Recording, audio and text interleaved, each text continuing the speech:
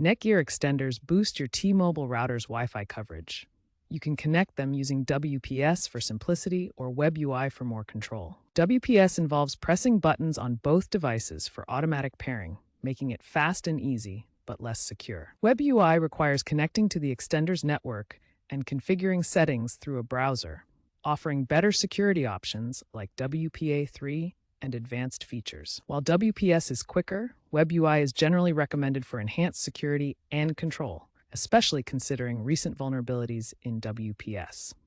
The best method for you depends on your technical comfort and security needs. Let's walk through both connection methods. For WPS, plug in the NETGEAR extender near your T-Mobile router. Press the WPS button on the T-Mobile router, then the WPS button on the extender within 2 minutes. Wait for the extender's LED to confirm a successful connection. For WebUI, plug in the extender and connect your device to its default Wi-Fi network, e.g. NetGearXT. Open a browser and go to mywifiX.net or 192.1state.1.250. Log in using the default credentials, usually admin/password. Change it later. Scan for your T-Mobile router's network name, SSID, enter the Wi-Fi password, and apply the settings. Reconnect your device to the extended network.